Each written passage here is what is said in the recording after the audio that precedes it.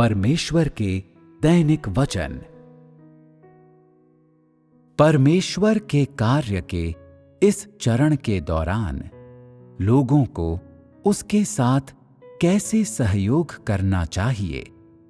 परमेश्वर वर्तमान में लोगों की परीक्षा ले रहा है। वो एक वचन भी नहीं बोल रहा, बल्कि स्वयं को छिपा रहा है और लोगों से सीधे संपर्क नहीं कर रहा है। बाहर से ऐसा लगता है मानो वो कोई कार्य नहीं कर रहा, लेकिन सच्चाई ये है कि वो अभी भी मनुष्य के भीतर कार्य कर रहा है। जीवन में प्रवेश पाने की कोशिश करने वाले हर किसी के पास अपने जीवन की खोज के लिए एक दर्शन होता है और उसे संदेह नहीं होता। भले ही वो परमेश्वर के कार्य को पूरी तरह से न समझता हो, परीक्षणों से गुजरते हुए, यहां तक कि जब तुम नहीं जानते कि परमेश्वर क्या करना चाहता है और वो क्या कार्य निष्पादित करना चाहता है, तब भी तुम्हें पता होना चाहिए कि मानव जाति के लिए परमेश्वर के इरादे हमेशा अच्छे होते हैं। यदि तुम सच्चे दिल से उसका अनुसरण करते हो, तो वो तुम्हें कभी नहीं छोड़ेगा और अंत में वो निश्चित रूप से तुम्हें पूर्ण बनाएगा और लोगों को एक उचित मंजिल तक ले जाएगा।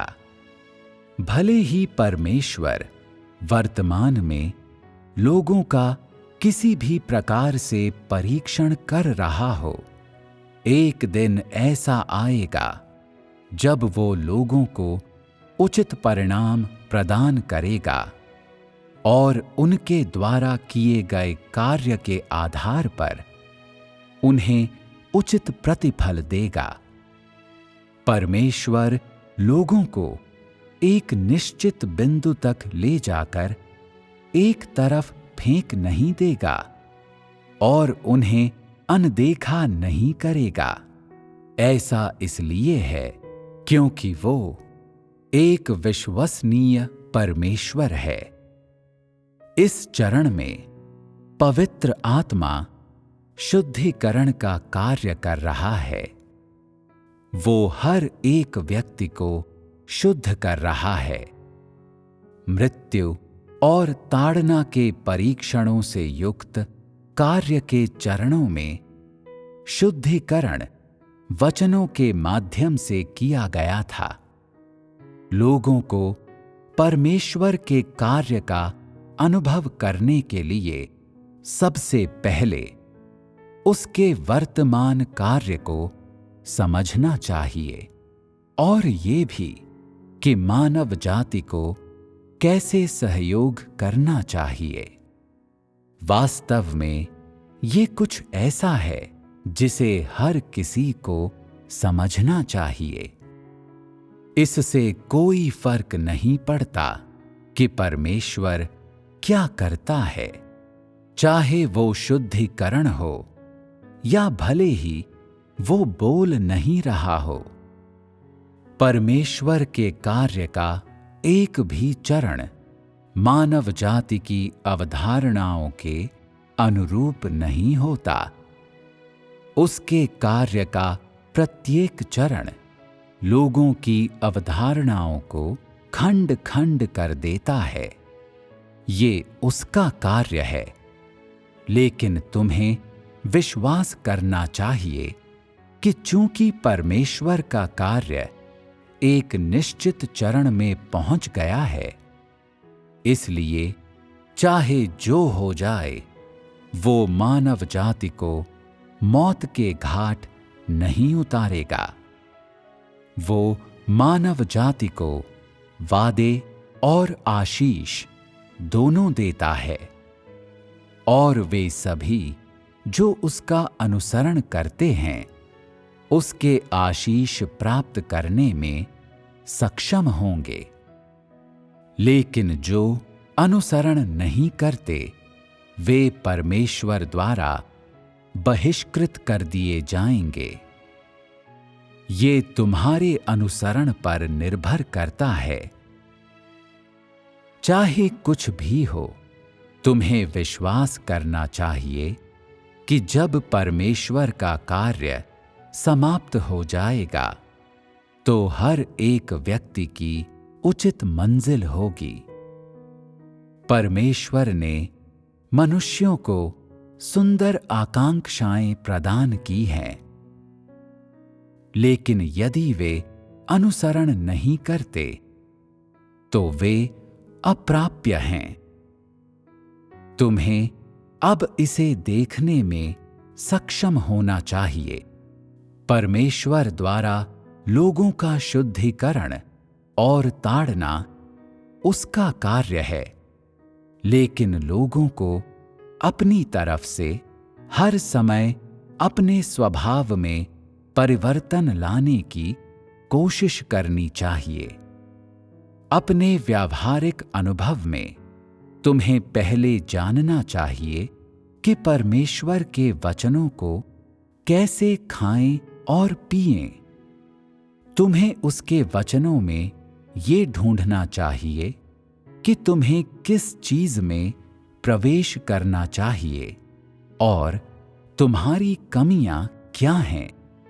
तुम्हें अपने व्यावहारिक अनुभव में प्रवेश करने का प्रयास करना चाहिए और परमेश्वर के वचनों के उस भाग को लेना चाहिए जिसे अभ्यास में लाया जाना चाहिए और वैसा करने का प्रयास करना चाहिए। परमेश्वर के वचनों को खाना और पीना एक पहलू है। उसके अतिरिक्त कलीसिया का जीवन बनाए रखा जाना चाहिए। तुम्हें एक सामान्य आध्यात्मिक जीवन जीना चाहिए और तुम्हें अपनी सभी वर्तमान अवस्थाओं को परमेश्वर को सौंपने में सक्षम होना चाहिए, इस बात की परवाह किए बिना कि उसका कार्य कैसे बदलता है। तुम्हारा आध्यात्मिक जीवन सामान्य रहना चाहिए। आध्यात्मिक जीवन तुम्हारे सामान्य प्रवेश को बनाए रख सकता है। परमेश्वर चाहे कुछ भी करे, तुम्हें अपना आध्यात्मिक जीवन निर्बाध जारी रखना और अपना कर्तव्य पूरा करना चाहिए। यही काम है जो लोगों को करना चाहिए। ये सब पवित्र आत्मा का कार्य है, लेकिन सामान्य स्थिति वाले लोगों के लिए ये पूर्ण बनाया जाना है, जबकि एक असामान्य स्थिति वाले लोगों के लिए ये एक परीक्षण है। पवित्र आत्मा के शुद्धिकरण के कार्य के वर्तमान चरण में कुछ लोग कहते हैं कि परमेश्वर का कार्य बहुत महान है और कि लोगों को पूरी तरह से शुद्धिकरण की आवश्यकता है, अन्यथा उनकी आध्यात्मिक कदकाठी बहुत छोटी हो जाएगी और उनके पास परमेश्वर की इच्छा प्राप्त करने का कोई उपाय नहीं होगा। हालांकि जिन लोगों की स्थिति अच्छी नहीं है, उनके लिए ये परमेश्वर का अनुसरण न करने और सभाओं में भाग न लेने या परमेश्वर के वचन को न खाने पीने का एक कारण बन जाता है। परमेश्वर के कार्य में चाहे वो कुछ भी करे या कोई भी बदलाव लाए, लोगों को एक सामान्य आध्यात्मिक जीवन की एक आधार रेखा अवश्य बनाए रखनी चाहिए। शायद तुम अपने आध्यात्मिक जीवन के इस वर्तमान चरण में शिथिल नहीं हुए हो, लेकिन तुमने अभी भी बहुत कुछ प्राप्त नहीं किया है और बहुत अच्छी फसल नहीं काटी है। इस तरह की परिस्थितियों में तुम्हें अभी भी नियमों का पालन करना चाहिए। तुम्हें इन नियमों के अनुसार चलना चाहिए ताकि तुम अपने जीवन में नुकसान न झेलो और ताकि तुम परमेश्वर की इच्छा पूरी करो। यदि तुम्हारा आध्यात्मिक जीवन असामान्य है तो तुम परमेश्वर के वर्तमान कार्य को नहीं समझ सकते, बल्कि हमेशा महसूस करते हो कि ये तुम्हारी धारणाओं के अनुरूप नहीं है। और यद्यपि तुम उसका अनुसरण करने के लिए तैयार होते हो, लेकिन तुम में अंतः प्रेरणा का अभाव रहता है। तो भले ही परमेश्वर वर्तमान में कुछ भी कर रहा हो, लोगों को सहयोग अवश्य करना चाहिए। यदि लोग सहयोग नहीं करते तो पवित्र आत्मा अपना कार्य नहीं कर सकता, और यदि लोगों के पास सहयोग करने वाला दिल नहीं है तो वे शायद ही पवित्र आत्मा के कार्य को प्राप्त कर सकते हैं। यदि तुम अपने अंदर पवित्र आत्मा का कार्य चाहते हो और यदि तुम परमेश्वर का अनुमोदन प्राप्त करना चाहते हो तो तुम्हें परमेश्वर के सम्मुख अपनी मूल भक्ति बनाए रखनी चाहिए। अब तुम्हारे पास गहन समझ, उच्च सिद्धांत या ऐसी अन्य चीजों का होना आवश्यक नहीं है। बस इतना ही आवश्यक है कि तुम परमेश्वर के वचन को मूल आधार पर बनाए रखो। यदि लोग परमेश्वर के साथ सहयोग नहीं करते और गहरे प्रवेश की कोशिश नहीं करते तो परमेश्वर उन चीजों को छीन लेगा जो मूलतः उसकी थीं। अंदर से लोग हमेशा सुविधा के लोभी होते हैं और उसका आनंद लेते हैं जो पहले से ही उपलब्ध होता है। वे बिना कोई भी कीमत चुकाए परमेश्वर के वादे प्राप्त करना चाहते हैं। ये अनावश्यक विचार हैं जो मनुष्य रखता है। बिना कोई कीमत चुकाए स्वयं जीवन प्राप्त करना, पर क्या कभी कुछ भी इतना आसान रहा है?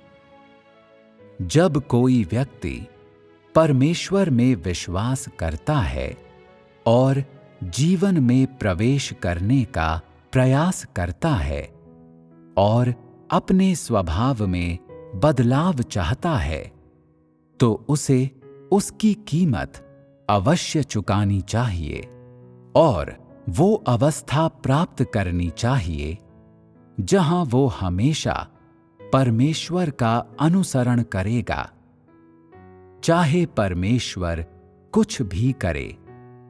ये ऐसा काम है जिसे लोगों को अवश्य करना चाहिए।